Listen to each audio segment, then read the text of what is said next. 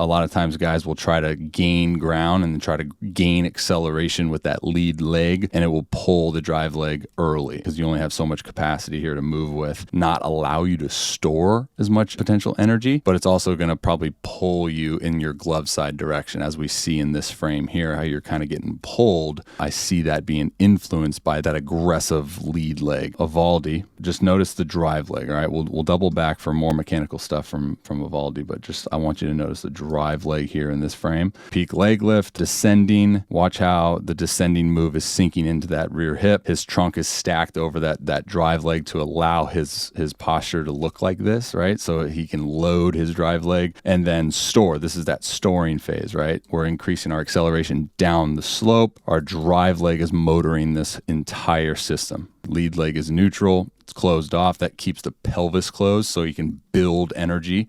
Neutral, neutral, neutral. And then when it comes time to then open, it's a snapping move. All right. It's a snap into rotation. So the more you resist, right, the early opening up, the more energy you can potentially build as you go through your drive phase, and then anchoring down, that's when he snaps into rotation. So you can see good hip extension here at anchor point. Trunk is still neutral. Now this is segmentation mechanics, what I was saying earlier with segmenting the two rotations, right? So if the goal is velocity, you're basically looking at three main energy sources. Drive leg mechanics is going to influence the ground force production energy, the acceleration aspect of it, what we talked about with the slope and influencing gravity's acceleration. That's an energy production to be blocked by the lead leg to send up the chain. And then segmentation and that rotational energy, torque, right? So your ability to rotate the lower half and keep the upper half from rotating prior to reaching anchor point.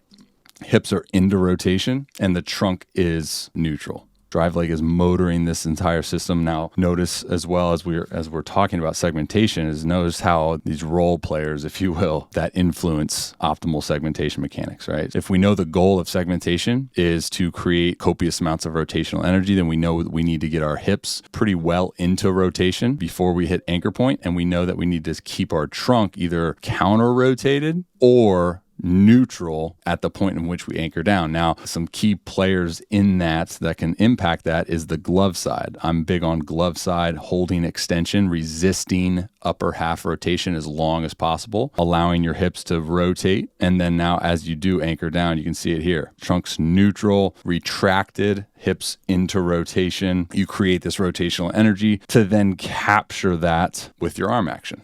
All right. And these are all interlinked. That's the beauty of pitching. Hey guys, thanks for watching that video. Robby Rowe here. If you are interested in learning more about pitching mechanics, I put together an ebook. I'll provide a link right here for you to click to check it out. Everything I know about pitching mechanics, I put it down on an electronic book.